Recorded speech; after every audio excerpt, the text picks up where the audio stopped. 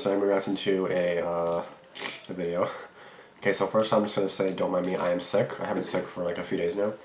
And, so I'm going to try not to sniffle as much because that's annoying. And I just did it again. It's just like really uncomfortable, but I still wanted to do some videos.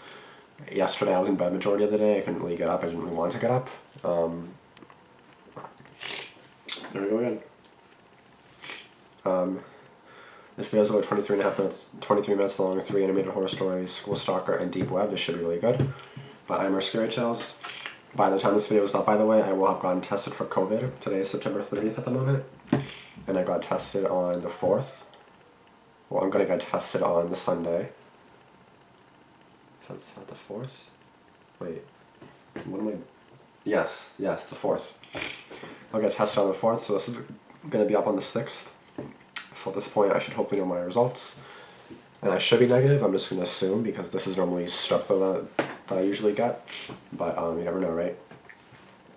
And in order to go to the family doctor, I need to get tested first because I have the symptoms for COVID, so you just gotta see. But again, this is about 23 minutes long.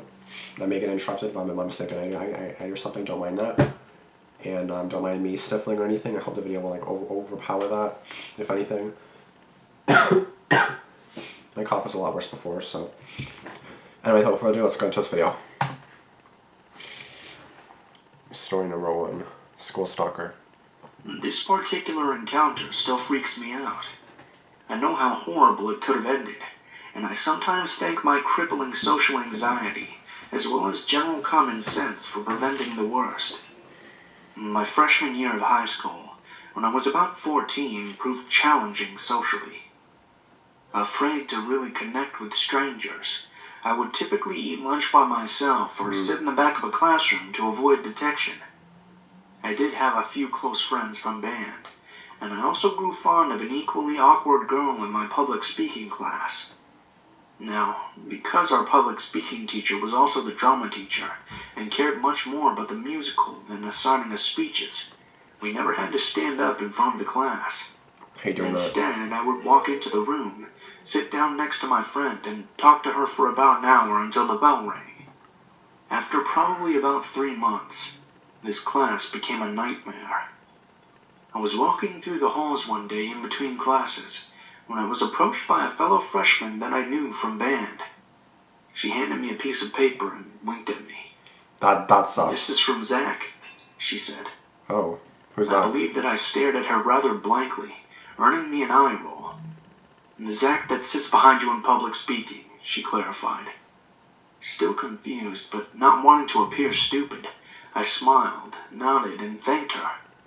I put the note in my backpack and resolved to read it when I returned home that evening.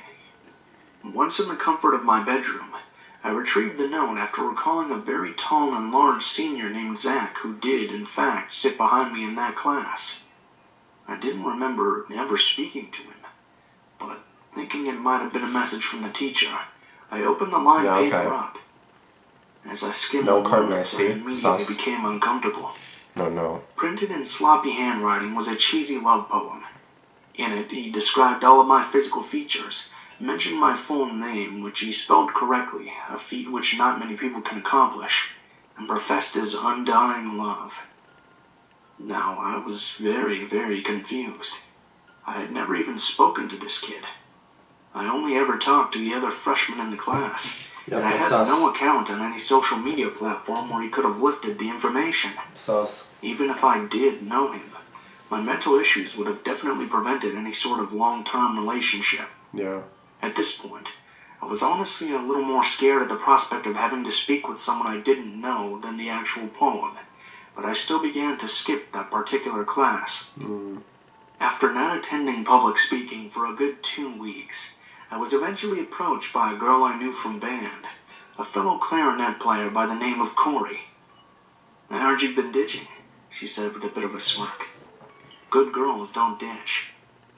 When I just laughed and shrugged, she continued, "Well, your boyfriend thinks you're avoiding him." "What? That Zach guy? He's definitely not my boyfriend. I have some classes with him too. I think he's a nice guy. You should give him a chance." No, she's probably sus too. Wanting to end the conversation, I just said that I would think about it and walked away. I think that Corey told Zach what I had said, and things started to escalate. I received a similar poem taped to my locker a few days later, and I began to see Zach standing outside my classes as I left. Because he was blocking the door, I had no choice but to talk to him. I don't remember the exact conversation, but I remember that he pulled out a large black binder and handed it to me. He told me that he was a writer, and that all the pages were filled with poems for me. After flipping through some very cringe-worthy writing, I believe that I thanked him, not wanting to hurt any feelings. He interpreted this as a go-ahead for a kiss, and I became pinned to a wall. This guy was well over 200 pounds, so he had quite the advantage physically against a small 14-year-old girl. What? When he finally came up for air, smiling like he had just won the ultimate prize, terrifying. I told him that I was running late for my next class and he released me. I felt assaulted and even more freaked out, but I never told anyone about this. I never told anyone even when he began to wait for me by my brother's car. That's sus. I went to the same school and drove me home. I never told anyone even when I saw Zach walking through my neighborhood, staring at houses intently like he was trying to figure out which one was mine. Oh my god. I had to change all of the routes I took to get to my classes, and I would sneak out back doors just to avoid him. I guess I figured that the school year was almost over, and once he graduated, my problems would resolve themselves. Yeah, okay. However, about a month later, I was leaving the school with a couple of band friends. What time? It was around midnight after a musical performance. I should say school till midnight. Fuck that shit. And we were going to grab a bite to eat at a village inn. As I made my way to my friend's car, He's like, I felt hands grasp me around my waist. Spinning around in fright, get the I fuck noticed off me. Zach had pinned me against a different car. I haven't seen you in a while, he said. But that's okay. Love transcends time. I think I just smiled uncomfortably and said something about being busy with the musical. He ran a hand up my back and wrapped it around the back of my neck. No. I know you're super busy, and that got me thinking. I love you more than anything, and I know that we're young, and I know that I don't have a ring. But please run away with me. Please marry me. Completely stunned and paralyzed, one of my friends arrived. She overheard the conversation and picked up on how freaked out I was, and she swooped in. Hey, she said. We have to leave right now. Sorry. My mom wants me home in like 5 minutes, and she'll not be happy if I'm late. Oh, he doesn't care about you. She grabbed my arm and wiggled my body free from Zach. Wait, so will you? No. Zach asked as my friend dragged me away. Clearly not. I said something stupid about having to think about it, and I made my way into my friend's car without any other problems. I got it, but don't lead him I joked on. about it later, but it scared me enough to take my cautiousness to the next level. Good. For the rest of the school year, I made complex plans on how to travel between classes so I wouldn't have to see him, and I made sure that I walked to and from any car with a group of people. Again, I never told anyone, even though an 18-year-old adult man proposing to and stalking a young girl was more than not okay. So he's 18, okay. I wish I had, though, and I wish it had ended there. A few years ago, when I was about 21, I was scrolling through my Facebook page when, all of a sudden, messages from people I hadn't talked to in years began flooding in. They all said something along the lines of, "Holy shit, this is creepy. Oh my god, are you okay?" And they included links to a news article. Apparently, Zach had been arrested for the possession of child pornography and for multiple counts of molestation against a minor. A couple of the girls mentioned in the article I even knew from high school. I was pretty decent friends with them too, even though they were freshmen when I was a senior. I just hoped that he didn't hurt them because they were friends with me. He's in jail now for a very long time. Good. However, if you search my name through Google, you'll still find books that Zach actually published, containing hundreds of poems that he dedicated to me. Oh my god. But honestly, I'm just glad that he's locked up and unable to hurt any more girls. Wow, eh? What a story. Now, is it School psycho This story stalker? began sometime around my junior year of high school. I was 15 years old, and in that phase of my life where I didn't listen to anyone, yet at the same time was completely impressionable. At the beginning of the year, I was sitting in my sixth period chem class, probably zoned out, looking at my phone under the clunky gray lab table, when I heard two people laughing to my right. The way the classroom was set up was a long rectangle, Look at all that math on the so board. essentially the teacher wouldn't really be able to hear what was going on in the back.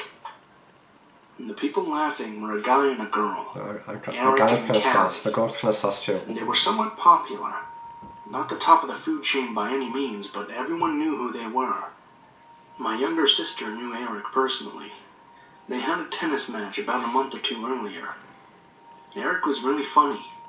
That's a crucial element to this story. He was definitely the class clown. Okay. He was tall, good-looking, and extremely charismatic. I wasn't attracted to him, but I could see why everyone else was. I think it was at this point in time where I made one of the most regrettable decisions of my life. I decided I wanted to be friends with Eric. Eric was in my 2nd, 5th, and 6th periods. The next morning, I poked him in the back in Spanish class. So you're the one that was starting shit with him. Hey, I said. Not starting shit, but I I was heard my starting. sister kicked your ass in tennis. He turned around with a goofy smile, his friends all looking at me. Who's your sister? His voice had a specific cadence to it. Karen, I replied. I don't really remember the rest of this encounter, but I'm pretty sure he denied losing the tennis match. I think the conversation ended shortly thereafter, and my day continued until I saw him in math class. Algebra 2 was one of those classes where the teacher would lecture for a while, give us homework, and then let us have the rest of the period to work on it so we wouldn't have to do it when we got home. I love that. I was looking at my paper, probably confused when I hear a familiar voice. Hey, girl. I looked down and saw Eric crouched to my desk on the floor. That's What's sus. up? Like, He started asking me about tennis, and once I said that I played, a huge smile spread across his face. I think this is when he latched on to me.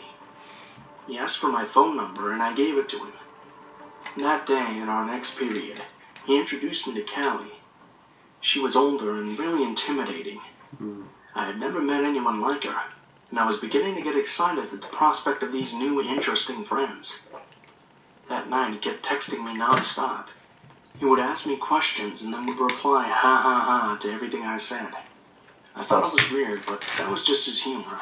sus. After this day, he never left my side.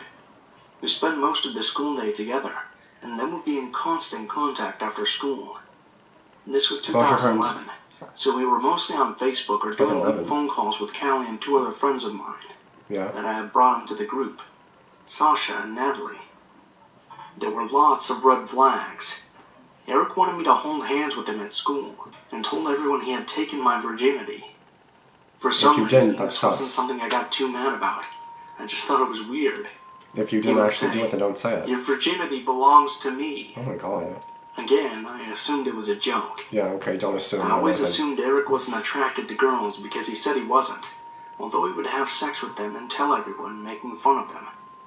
He would walk down the hallway after 5th period, and he would stop for a group of freshman girls waiting for him to give them each a peck on the lips. What? One And you guys are time, we dating? were walking to the bus, and there was a girl about 10 feet in front of us. She was cheating on her boyfriend, which I whispered to him, pointing her out. Yes, it was childish, but keep in mind this was high school, and I was 15. He proceeds to run towards her, stops her, only to point at me and tell her what I said. Oh my god. She came over and yelled at me, and he watched, laughing. A few months into the friendship, I began sneaking out with Eric, bringing him alcohol from my dad's liquor cabinet. Eric was a heavy drinker, especially considering our age. This came to a head when he asked Callie and I to come over one night. His dad was in prison, and his mom was in rehab, so he lived with his grandparents. That's totally sus. We pulled up outside his house, and his car wasn't there. Sus. We waited for a while, and finally he sped into the neighborhood and stumbled out of the driver's side, wasted. We followed him inside. His grandparents weren't home. I don't know what I said, but next thing I know, he grabs a knife off the kitchen counter and charges at me. Shit. I took off running and made it into my Callie's God. car, slamming the door Holy shut. crap, Hush, you scared the crap out of me. He stares at me through the window before bursting out in laughter. Well, that's a My setup. heart was racing, That's a and setup. my blood ran cold. Callie got into the car and we left. Don't I go don't know back. why I stuck around.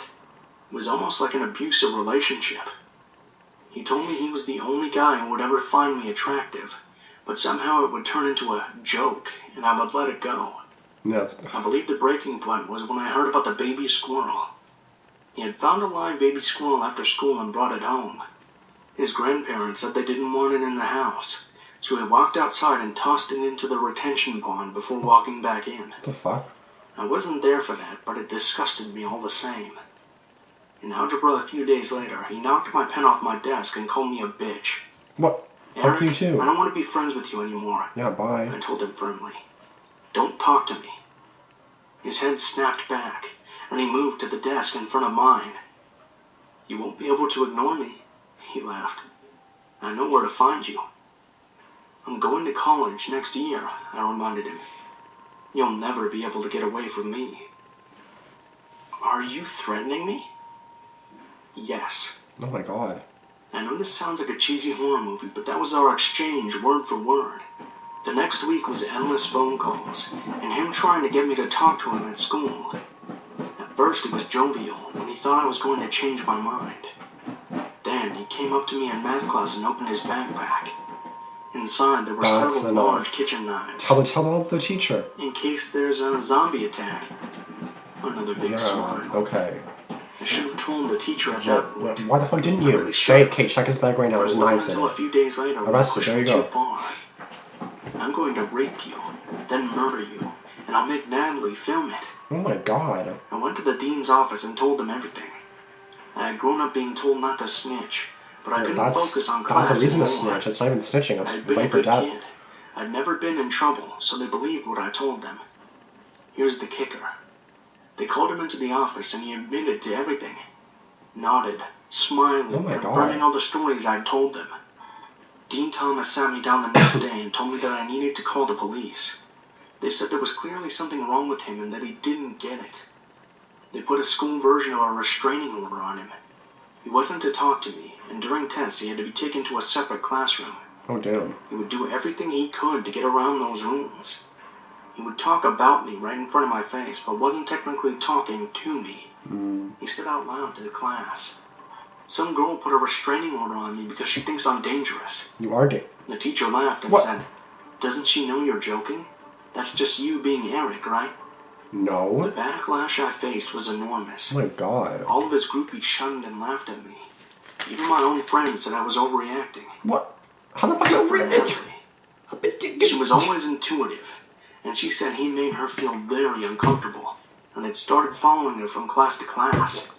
When his birthday came, he approached me with Callie, and Callie said, "He wants you to wish him a happy birthday." No.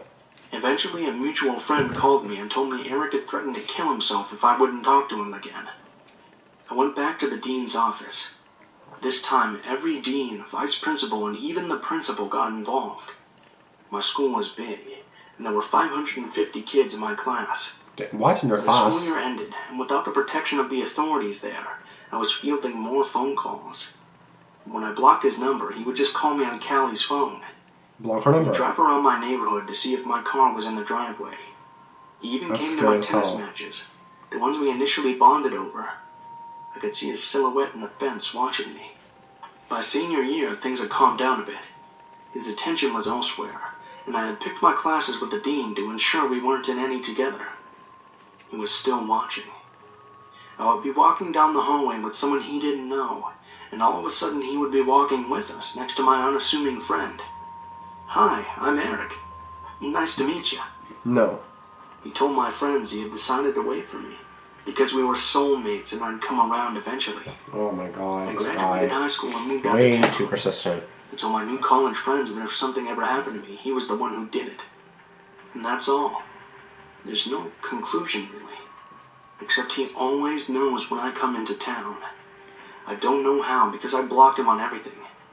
I suspect he still stalks my house. Well, clearly. He's been arrested since on drug charges and a few DUIs. I'm looking at his mugshots as I write this to remember those dead eyes. Sometimes, I think maybe I overreacted. Maybe it really was all a joke. No, it wasn't a joke, you fucking dummy. Oh, you must bet I'm gonna rant at the end of this. Deep web. When I was a little girl, maybe around 11 years old, a cult tried to recruit me and my friends to the dark web. No.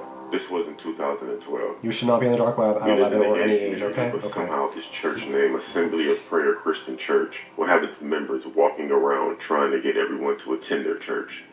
My friends and I would go to the local pool for our neighborhood, and these people were taking pictures of everyone, including parents, lifeguards, and us.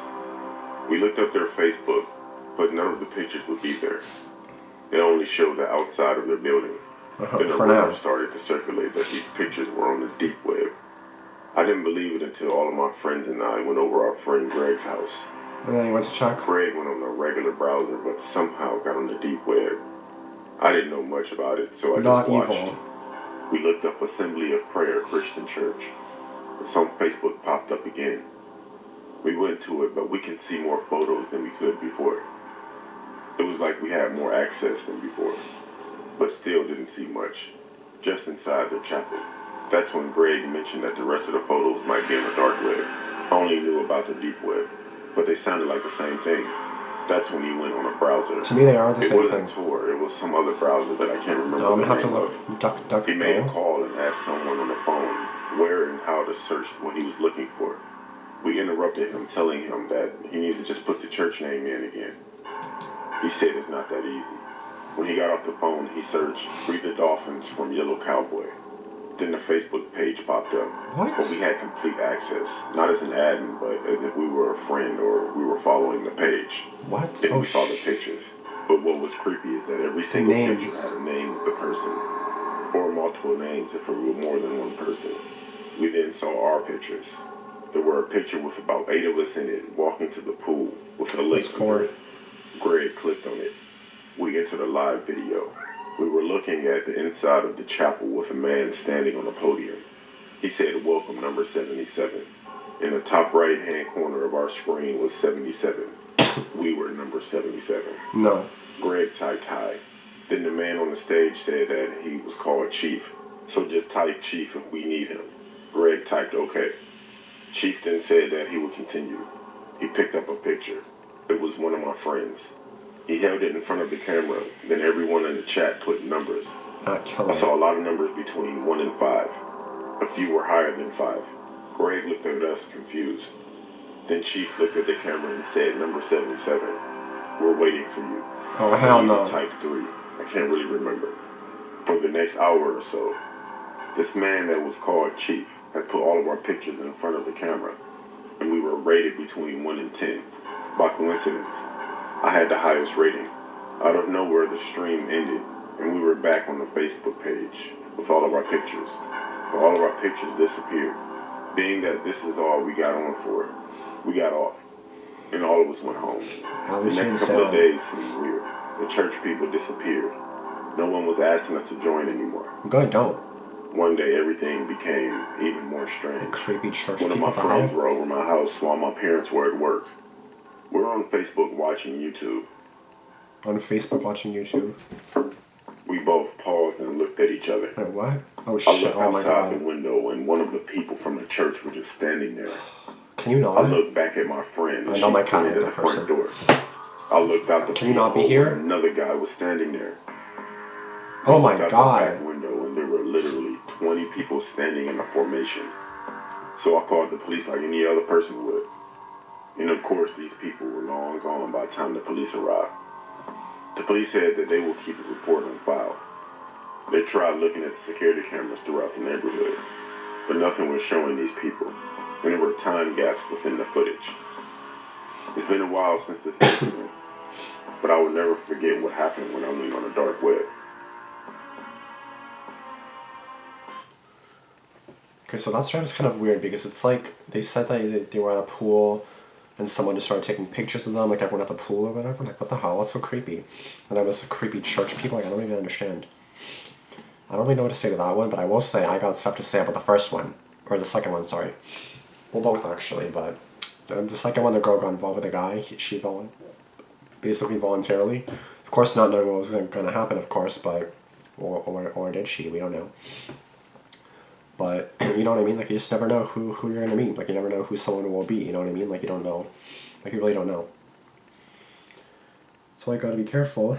And I get it if you're just trying to meet someone. Like, I'm not gonna be, I'm not gonna say, oh my god, you're stupid for talking to him, because, like, you never know, right? And then, of course, you guys got, like, attached. You guys got, like, you got along, right? Which is obviously fine. There's nothing wrong with that. But again, like, as soon as this comments start coming in, then that's when you should at least get your, like, senses back up. Especially because you don't know the guy, right? Because you just met him, right? So, like, anything he does should be used against him, because, again, like, you don't know him. Like, you don't know him like that. Like, you don't know him like that if you're just joking around. Like, how am I gonna know? Like, if Jesus, if I meet someone, like, today, September 30th, and then, like, October 5th, he or she's already saying, I really want to kill someone right now, or, like, oh, I love horror movies, or I love watching people get killed, or I love murder, or, like, I'll be like, what the fuck? Like, I wouldn't know if they're joking or not, because I don't even know them yet, you know? Jesus, you know what I mean? Like, you just never know. So, like, just for him to like assume that she would just catch on that he's joking, it's like, no. You had knives in your bag, it's sus. You told everyone that you fucked her when you didn't. Sus. You said you're gonna rape her and murder her, that's hella sus.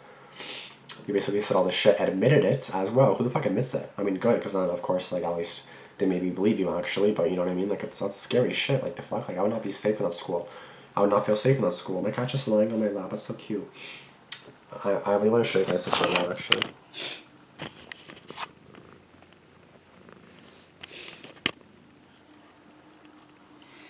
It just ever so casually. Aww.